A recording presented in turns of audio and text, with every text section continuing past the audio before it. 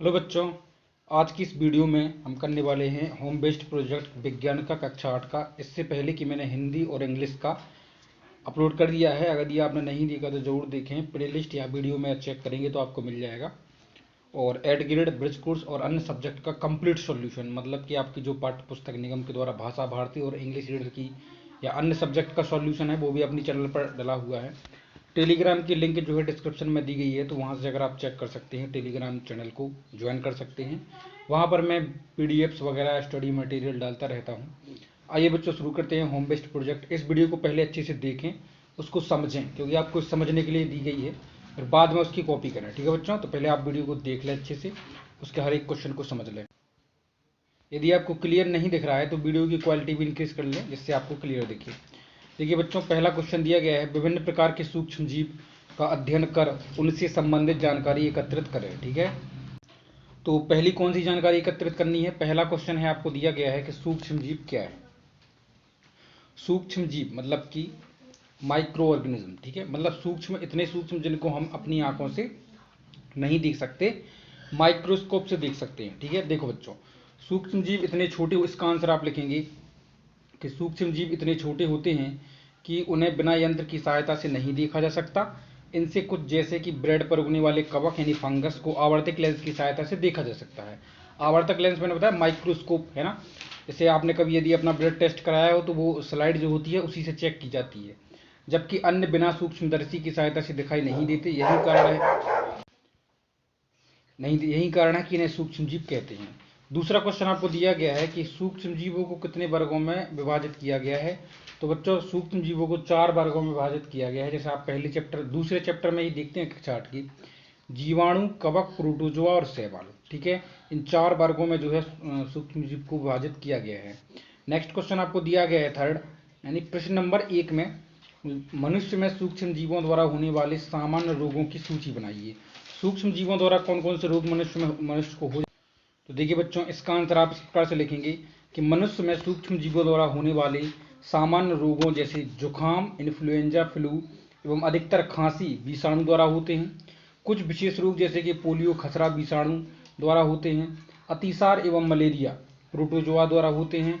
और टीबी मतलब टाइफाइड और क्षय रोग ट्यूबरक्लोसिस जीवाणुओं द्वारा होने वाले रोग हैं।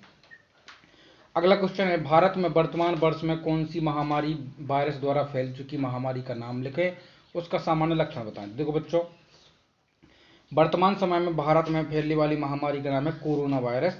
सामान्य लक्षण है जुकाम, खांसी, सांस लेने में समस्या और भोजन का टेस्ट नहीं आता है। ठीक है, नेक्स्ट क्वेश्चन है, हमारे जीवन में सूक्ष्म जीवों के उपयोग और हानिकारक प्रभाव को लिखिए। ठीक है, तो देखो बच्चों, हमारे जीवन में सूक्ष्म जीवों का उपयोग बड़े स्तर पर अल्कोहल, शराब एवं एसिटिक एसिड के उपयोग में होता है। इसका उपयोग औषधि के रूप में भी होता है। ठीक है, ये तो हो गया आपके उपयोग। अब मैं आपको बताऊँ हानि। तो देखिए बच्चों, सूक्ष्म जीव अनेक प्रकार से हानिकारक भी होते हैं। क्या लिखना है? कुछ सूक्ष्म जीव मनुष्य, जंतुओं और पौधों में रोग उत्पन्न करते हैं। कुछ सूक्ष्म जीव भोजन, कपड़े और चमड़े की वस्तुओं को प्रदूषित करते हैं। ठीक है, तो प्रश्न नंबर 2 आपको क्या पूछा गया है? देखिए, आप और आपका मित्र एक स्थान पर एक साइकिल लेकर खड़े हैं। इसके बाद अपने मित्र को साइकिल की घंटी बजाते हुए आपने दूर से जाने के लिए कहिए। आप घंटी की आवाज़ सुनिए तथा अपने मित्र को साइकिल की घंटी बजाते हुए अपने पास बुलाइए। आप घंटी की आवाज़ पुनः सुने। दोनों स्थितियों में घंटी की आवाज़ में हुए परिवर्तन को अपने शब्दों में लिखिए। देखिए बच्चों, जब मित्र साइकिल, इसका आंसर लिखेंगे, जब मित्र साइकिल लेकर पास में खड़ा है तो घंटी की आवाज़ तेज सुनाई देगी। जैसे वह दूर जाता है वह धीमी सुनाई देगी, और पुनः वापस आने पर जैसे जैसे वह पास आता है पुनः तेज सुनाई देगी। तो इसका एक परिणाम हो सकता है। प्रश्न नंबर 3 आपसे क्या पूछा गया है कि मान लीजिए दुर्घटनावश साबुन के पानी से भरी बाल्टी संगमरमर की किसी फर्श पर उलट जाए। इस गीले फर्श पर आपके लिए चलना आसान होगा या कठिन? तो बच्चों, संगमरमर पर यदि गीले साबुन से भरी बाल्टी जो है उलट जाए तो हमें संगमरमर पर चलना कठिन हो जाएगा, क्योंकि घर्षण नहीं होगा फिर। ठीक है, चिकनाहट पैदा हो जाएगी।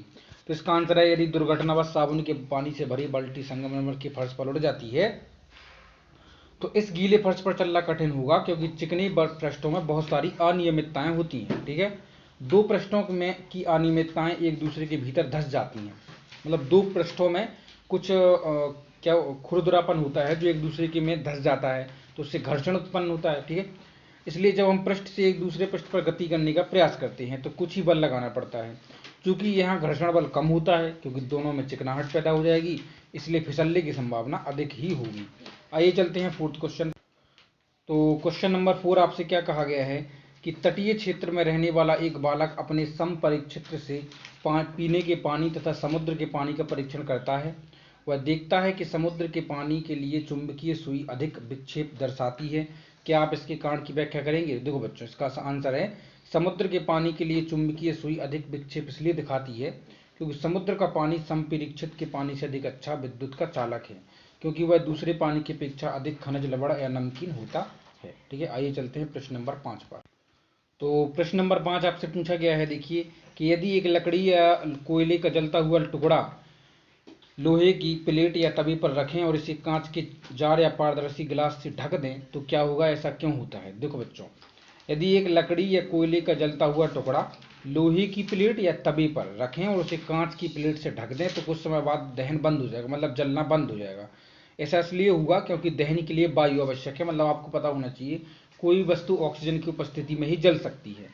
जब तक जार में वायु होती है तब तक लकड़ी कोयला जलता है, परंतु जब जार की वायु खत्म हो जाती है तो दहन जो है बंद हो जाता है। ठीक है, नेक्स्ट क्वेश्चन है आपका, पूछा गया है क्वेश्चन नंबर 6। तो क्वेश्चन नंबर 6 आपसे क्या पूछा गया है कि लंच टाइम होते ही पहेली ने जैसे ही अपना लंच बॉक्स खोला तो अचार की खुशबू से उसके मुंह में पानी आ गया। माँ ने आज स्वादिष्ट आलू के पराठे बनाए थे और उन पराठों को लंबे समय तक ताज़ा व नरम रखने के लिए उन्हें एक धातु की चमकीली पन्नी में लपेट कर रख दिया था और अचार की एक प्लास्टिक की डिब्बी में। पहेली की माँ ने पराठों को रखने के लिए किसी पदार्थ से बनी पन्नी का उपयोग किया होगा। तो बच्चों, इसका सही आंसर है एल्यूमिनियम।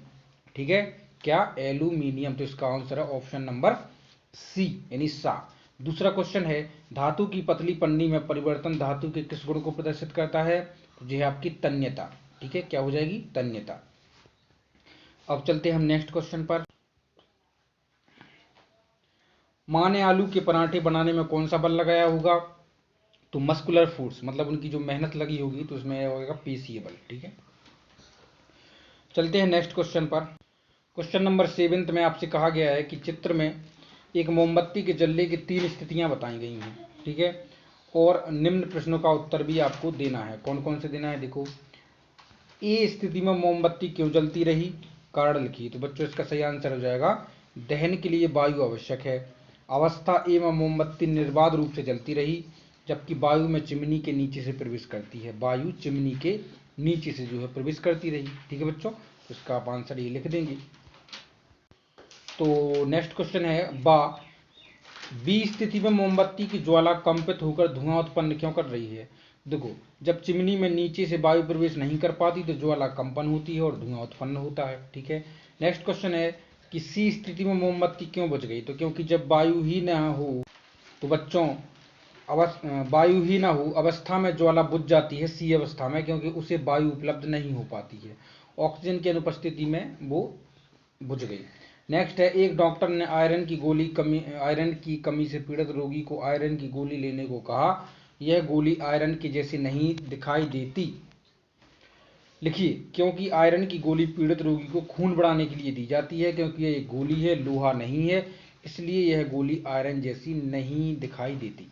नेक्स्ट क्वेश्चन है, क्वेश्चन नंबर 9 आपको दिया गया है। नीचे दिए गए चित्रों को नामांकित करें और संरचना के आधार पर दोनों चित्रों में तुलना करना है। तो देखो बच्चों, सबसे पहले तो आपको इनको नामांकित करना था, मतलब कि इनके जो अंग हैं उनको आपको दर्शाना था। तो आप इधर लिख सकते हैं, देखो एज वेल एज बिल्कुल सेम टू सेम इसमें आप करेंगे जैसा इधर लिखा है। देखो, ये कोशिका द्रव्य है, ये केंद्रक है, ये रिक्तिका, कोशिका झिल्ली, कोशिका भित्ति, कोशिका झिल्ली और हरित लवक। ठीक है, नेक्स्ट आपसे कहा गया है कि इनमें आपको क्या करना है, कंपैरिजन करना है, मतलब तुलना करना है। तो जैसे कोशिका का भाग, कोशिका झिल्ली पादप कोशिका में होता है, जंतु कोशिका में भी होता है। ठीक है, कोशिका भित्ति आप दोनों में देख सकते हैं, पादप कोशिका में है लेकिन जंतु कोशिका में कोशिका भित्ति नहीं है। ठीक है, नेक्स्ट जैसे कि आपसे कहा गया है कि हरित लवक, तो हरित लवक मतलब क्लोरोफिल। तो देखो बच्चों, हरित लवक जो है पेड़ पौधों में पाया जाता है, तो इधर लिखेंगे आप उपस्थित। ठीक है, क्या लिखेंगे? उपस्थित। ठीक है, इधर यहाँ उपस्थित लिख देंगे, यहाँ अनुपस्थित लिख देंगे। ठीक है, अगला है रिक्तिकाएं। तो रिक्तिकाएं आप देख सकते हैं ऊपर वाले चित्र में, यदि हम देखें रिक्तिका यदि आप देखें तो देखो दोनों में रिक्तिकाएं हैं, पादप में भी और जंतु में भी। तो देखो ये है रिक्तिका, तो रिक्तिका पादप में भी है, जंतु में भी है। तो आप देख सकते हैं उपस्थित और उपस्थित, तो इसमें आप लगा सकते हैं उपस्थित और उपस्थित। ठीक है, इस तरह से आपका ये जो टेस्ट है, प्रोजेक्ट कार्य है, वो कंप्लीट होता है। मिलते हैं आपसे नेक्स्ट वीडियो में जल्दी, तब तक के लिए take care, bye bye. Video को लाइक और चैनल सब्सक्राइब करें।